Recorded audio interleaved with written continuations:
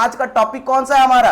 बंगाल विभाजन का टॉपिक है, ये आपको याद रखना है। तो जब बंगाल विभाजन का टॉपिक हो रहा है ना हमारा, तो इसमें क्या हुआ था, ये बंगाल विभाजन कब हुआ था हमारा? जल्दी से आप लोग कमेंट में कर दीजिएगा कि बंगाल विभाजन कब हुआ था। जल्दी से आप कमेंट में बताइएगा कि बंगाल विभाजन कब हुआ था। तो बंगाल विभाजन 1905 में हुआ था, 1905 में हुआ था। और इस समय भारत का जो गवर्नर जनरल था वो कौन था आपका?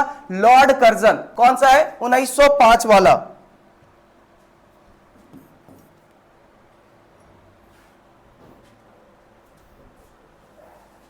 ठीक है, 1905 वाला मेन पॉइंट है हमारा, तो उसके बारे में हम बात करेंगे। तो कहता है क्या कि सन 1854 में गवर्नर जनरल इन काउंसिल को बंगाल के प्रत्यक्ष शासन से मुक्त करा दिया गया। तो सबसे पहले क्या बोला गया कि बंगाल को प्रत्यक्ष शासन से मुक्त कब कराया गया? तो बंगाल को प्रत्यक्ष शासन से 1854 में मुक्त कराया गया। कब करवाया गया? 1854 में मुक्त करवाया गया। जी रोशनी मैम, 1905 बिल्कुल सही, 1905। आगे बात करें, अलग चीफ कमिश्नरशिप बनाने के लिए सन 1874 में असम को सिलहट सहित बंगाल से क्या कर दिया गया? अलग कर दिया गया। असम से क्या कर दिया गया? बंगाल को क्या कर दिया गया? अलग कर दिया गया। साथ साथ में सिलहट को भी अलग किया गया। तो ये हो गया हमारा। अब इसके बाद बात करें, बंग भंग की शुरुआत किसकी होगी? बंग भंग की शुरुआत होगी। तो जब बंग भंग की शुरुआत होती है ना, तो कहता है सर्वप्रथम सन 1930 में बंगाल के विभाजन के बारे में विचार किया गया था। सर्वप्रथम बंगाल विभाजन के बारे में जब विचार किया गया था, ये कौन सा साल था? ये हमारा 1903 था, 1903 था। तो आपसे क्वेश्चन पूछा जाएगा कि सर्वप्रथम बंगाल विभाजन पर जो चर्चा की गई या सबसे पहले जो बंगाल विभाजन पर बातें की गई, ये कब की गई? हमारा 1903 में किया गया था। कब किया गया था? 1903 में। ठीक है, इसके बाद बात करते हैं चटगांव तथा ढाका और मेमन सिंह के जिलों को बंगाल से अलग कर असम प्रांत के मिलने का अतिरिक्त प्रस्ताव भी रखा गया। मतलब क्या कि अब किसको चटगांव को, ढाका को और मेमन सिंह के जिले को बंगाल से क्या बोला गया कि तुम अलग हो जाओ और तुम्हें किसके साथ मिला दिया जाएगा? असम के साथ मिला दिया जाएगा। ये चीजें कही गई। ठीक है, तो इसके बाद बोला गया कि 1903 में ही कांग्रेस का भी 19वां अधिवेशन मद्रास में हुआ था। अब आप फटाफट कल बताइएगा, कल के क्लास में हमने आपको बताया था कि 1903 में ये जो कांग्रेस का अधिवेशन हुआ था 19वां अधिवेशन था। और कहां का अधिवेशन? मद्रास अधिवेशन था। कौन सा अधिवेशन? मद्रास अधिवेशन। तो आप लोग फटाफट बताइएगा कि 1903 के मद्रास अधिवेशन की अध्यक्षता कौन करते हैं? 1903 के मद्रास अधिवेशन की अध्यक्षता कौन करते हैं? जल्दी से बताइएगा। और उसके बाद कहता है कि उसके सभापति कौन होते हैं? श्री लाल मोहन घोष। कौन होते हैं? श्री लाल मोहन घोष होते हैं। ने अखिल भारतीय मंच पर अनाशन बंग भंग की सूचना दी। ठीक है, किसकी सूचना दी? अंग भंग की सूचना दी, बंग भंग की सूचना दी। अब कहता है, उन्होंने कहा कि इस प्रकार का एक षड्यंत्र चल रहा है। किस प्रकार का एक षड्यंत्र चल रहा है? कि बंगाल को विभाजन करने का, बंगाल को तोड़ने का षड्यंत्र चल रहा है। अब सबसे पहले बात है कि बंगाल को तोड़ा ही क्यों गया? तो ब्रिटिशर्स को यह डर था कि अगर भारत के अंदर सारी कम्युनिटी एक साथ आ जाएगी, भारत के अंदर अगर सारी कम्युनिटी क्या होगी ना, एक साथ आ जाएगी, तो क्या होगा? चाहे वो हिंदू हो जाए चाहे मुस्लिम हो जाए, ये दोनों अगर एक साथ मिल जाए तो ब्रिटिशर्स को और भी जल्दी से यहां से बोरिया बिस्तर समेट के जाना पड़ेगा। इसलिए इन्होंने वही नीति अपनाई थी ना, फूट डालो और राज करो। तो जब फूट डालो और राज करो की नीति चल रही थी, तो ये आप बताइएगा कि फूट डालो राज करो की नीति तो शुरू दिन से था, लेकिन साथ साथ में क्या होता है कि 1857 कब? 1857 की क्रांति के बाद 1858 में भारत में कौन सा रूल आ जाता है? जब ब्रिटिश ईस्ट इंडिया कंपनी की क्या होता है? ब्रिटिश ईस्ट इंडिया कंपनी खत्म हो जाता है, इसको बंद कर दिया जाता है। बंद करने का मतलब क्या कि जब 1857 की क्रांति इतना भयावह होती है, उसका जिम्मेदार किसको ठहराया जाता है? ब्रिटिश ईस्ट इंडिया कंपनी को जिम्मेदार ठहराया जाता है और ब्रिटिश ईस्ट इंडिया कंपनी का कॉल ऑफ कर लिया जाता है और इसके जगह पर किसको बुलाया जाता है? क्राउन रूल को, इसके जगह पे किसको बुलाया जाता है? क्राउन रूल को बुलाया जाता है। तो आप लोग बताइएगा कि क्राउन रूल में डायरेक्टली किसका शासन होता है? क्राउन रूल में डायरेक्टली किसका शासन होता है, आप बताइएगा जल्दी से। ठीक है, आगे बात करें तो कहता है क्या, बंगाल का विभाजन की बात करते हैं। तो बंगाल के विभाजन की जब बात हो रही होगी तो हमने अभी अभी बताया था कि बंगाल विभाजन के टाइम पीरियड पर उस समय बंगाल का गवर्नर जनरल कौन था? उस समय का बंगाल का गवर्नर जनरल कौन था? जल्दी से आप फटाफट कमेंट में आंसर दीजिएगा। उस समय बंगाल का गवर्नर जनरल कौन था? जल्दी से आप बताइएगा। ठीक है, उस समय बंगाल का गवर्नर जनरल कौन था? देखना नहीं है यहां पे। ठीक है, बंगाल का गवर्नर जनरल कौन था? बंगाल का गवर्नर जनरल कौन था? जल्दी से बताइए आप।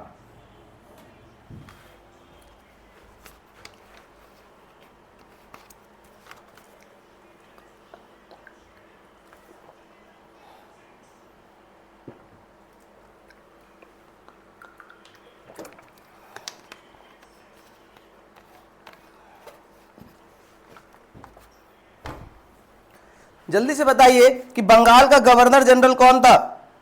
तो बंगाल का गवर्नर कौन था? Lord Curzon. कौन था बंगाल का गवर्नर? लॉर्ड कर्जन था। कौन था? लॉर्ड कर्जन था। कौन था? लॉर्ड कर्जन था। यह चीज आपको ध्यान में रखना है। इसके बाद आगे बढ़े तो कहता है क्या, कि कहता है सन 1905 में। कब? सन 1905 में। ठीक है, सन 1905 में 16 अक्टूबर को भारत के तत्कालीन वायसराय लॉर्ड कर्जन द्वारा बंगाल विभाजन किया गया। क्या किया गया? बंगाल विभाजन किया गया। इसके बाद बात करें, विभाजन की योजना के पीछे अन्य उद्देश्य भी छिपे थे। अब विभाजन के पीछे अन्य उद्देश्य क्या था? तो जैसा कि मैंने आपको बताया, हिंदू शासन में अधिक से अधिक भागीदारी के लिए राजनीतिक आंदोलन में अग्रणी थे, तथा अब जो है ना, पूर्व में मुस्लिमों का वर्चस्व बढ़ने से उनकी स्थिति क्या हो रही थी? कमजोर हो रही थी। मतलब क्या, कि सबसे पहले हिंदुओं का जो वर्चस्व था राजनीतिक में, राजनीतिक भागीदारी में, ये बहुत ही ज्यादा था। लेकिन इसके बाद क्या होता है कि पूर्व में कहां? बंगाल में अब मुसलमानों का भी वर्चस्व धीरे धीरे क्या हो रहा था? बढ़ रहा था। तो अंग्रेजों को कहीं ना कहीं ये डर सता रहा था कि अगर ये दोनों एक हो जाएंगे, अगर ये दोनों क्या हो जाएंगे?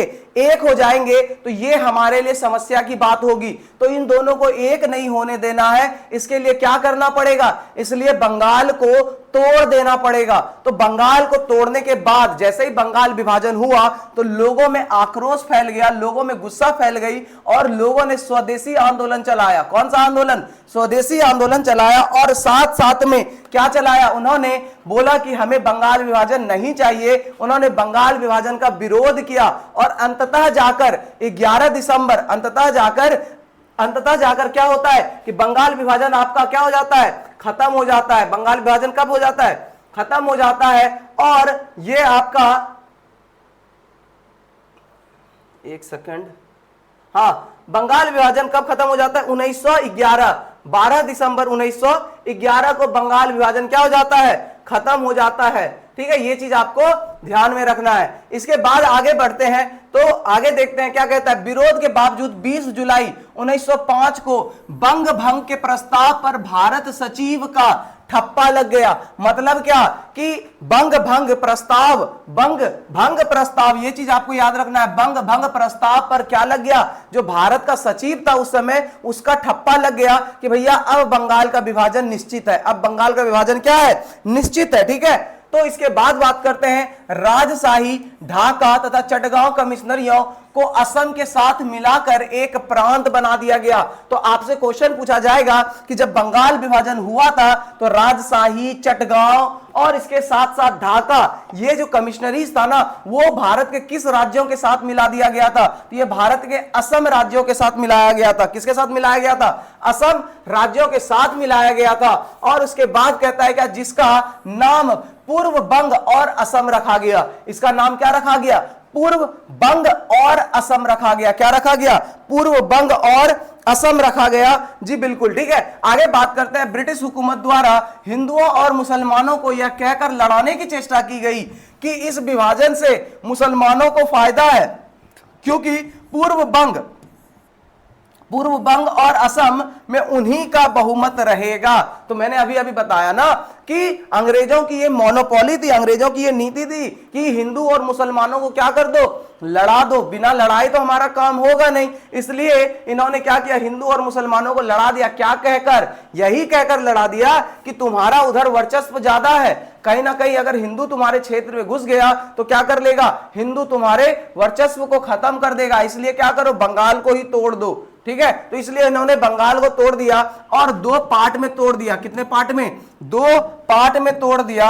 और वो दोनों पार्ट कौन सा था, एक था आपका ईस्ट बंगाल और एक था आपका वेस्ट बंगाल। वेस्ट बंगाल हमारे पास रह गया और ईस्ट बंगाल जो है ना वो आज के समय में बांग्लादेश हो गया। आज के समय में क्या हो गया, बांग्लादेश हो गया। आगे देखें तो कहता है सर जोसेफ बैमफील्ड फुलकर पूर्व बंग और असम के नए लेफ्टिनेंट गवर्नर बने। मतलब पूर्व बंग और असम को जब अलग किया गया, ये दोनों को एक साथ रखा गया, इसमें राजशाही, चटगांव और ढाका को एक साथ मिलाया गया। तो इसके जो लेफ्टिनेंट गवर्नर बने वो कौन बने, सर जोसेफ बेमफील्ड बने। कौन बने, सर जोसेफ बेमफील्ड फुलर। ठीक है, इसे 2 स्पष्ट उद्देश्य थे कि एक हिंदू मुसलमान को लड़ाना और दूसरा नव जागृत बंगाल को चोट पहुंचाना।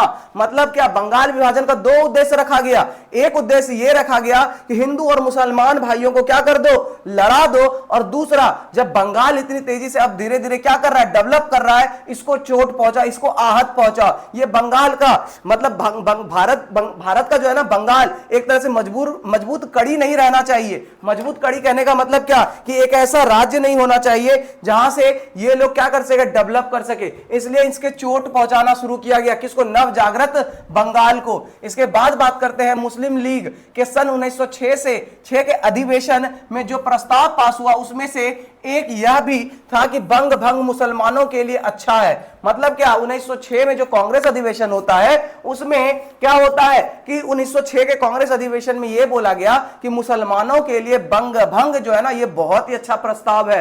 इसके विरुद्ध आंदोलन करते हैं। ठीक है, ये लोग क्या करते हैं, इसके विरुद्ध आंदोलन करते हैं, वे गलत काम करते हैं और मुसलमानों को नुकसान पहुंचाते हैं। ठीक है, अब जब मुसलमानों की बात हो गई तो लोग अब जो है ना कम्युनिटी या फिर किसके ऊपर लड़ना स्टार्ट कर दिए, मतलब ये लोग जो है ना अब धर्म के नाम पर लड़ाई शुरू करवा दिया। कौन करवा दिया, ब्रिटिश लोग। इसके बाद बात करें तो बंगाल विभाजन का क्या प्रभाव पड़ा, इसके बारे में बात करेंगे।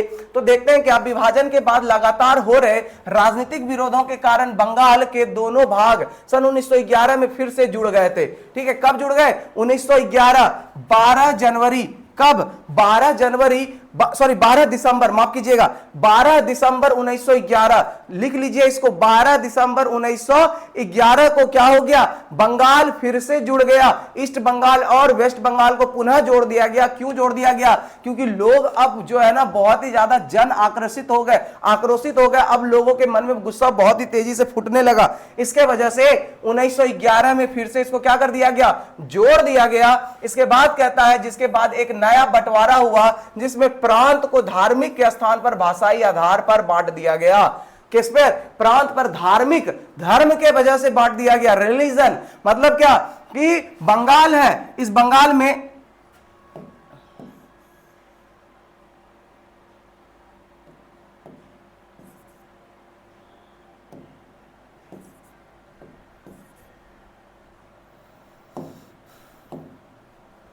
ठीक है, तो धर्म के नाम पर बांट दिया गया। ईस्ट बंगाल और वेस्ट बंगाल, मतलब एक जगह सिर्फ मुसलमान रहेंगे, एक जगह सिर्फ हिंदू रहेंगे। ठीक है, उस हिसाब से बांटा गया। इसके बाद कहते हैं जिन्हें हिंदी, उड़िया और असमिया भाषी क्षेत्र को नई प्रशासनिक इकाइयां बनाने के लिए अलग किया गया था। मतलब किसमें, हिंदी हो गया, उड़िया हो गया, असमिया भाषा, ये तीनों भाषा को अलग कर दिया गया। मतलब तीनों को मिलाकर एक अलग से भाषाई आधार पर राज्य बना दिया गया। और कहता है क्या, ब्रिटिश भारत की प्रशासनिक राजधानी को कलकत्ता से कहां ला दिया गया, नई दिल्ली ला दिया गया। कब ला दिया गया, नई दिल्ली लाया गया। ठीक है, इसके बाद देखते हैं बंगाल विभाजन के खिलाफ आंदोलन। तो बंगाल विभाजन जब हुआ तो इसके खिलाफ बहुत सारे लोगों ने आंदोलन भी किया।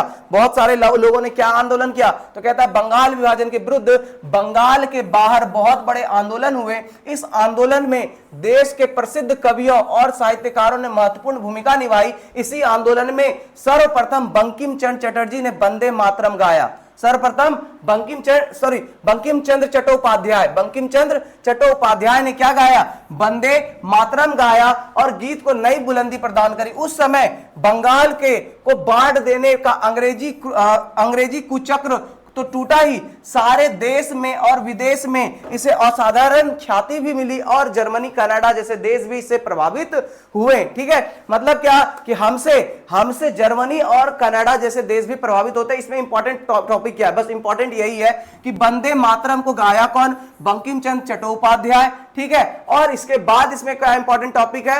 इसमें कोई इंपॉर्टेंट टॉपिक आपका नहीं है, बस यही याद करने के लिए है। इसके बाद आगे बढ़ते हैं और आज का लास्ट स्लाइड है। ठीक है, तो कहता है कि बंगाल विभाजन निरस्त, बंगाल विभाजन को कब निरस्त कर दिया गया? 1911 12 दिसंबर 1911 को 12 दिसंबर 1911 को क्या कर दिया गया?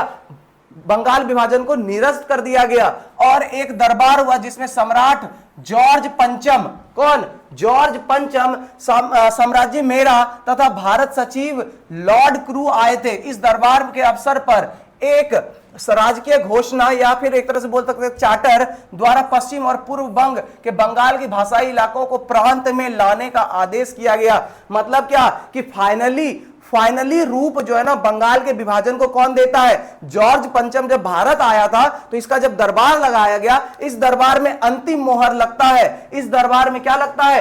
अंतिम मोहर लगता है। ठीक है, कि अब जो है ना क्या लाया जाए कि भाषाई इलाकों के ऊपर में प्रांत लाने का आदेश दिया गया। इसके साथ साथ ही ब्रिटिश हुकूमत ने अपनी राजधानी कलकत्ता से बदलकर कहां स्थापित कर ली? दिल्ली कर ली। तो दिल्ली में ही ये जॉर्ज पंचम का दरबार लगा था। ये भी चीज आपको याद रखना है। देखिए आज का क्लास जो है ना इतना ज्यादा मतलब बंगाल विभाजन के बारे में था, तो बंगाल विभाजन के बारे में जो जो इंपॉर्टेंट टॉपिक था वो मैंने आपको बता दिया। तो कल का क्लास जो है ना हमारा क्या होगा?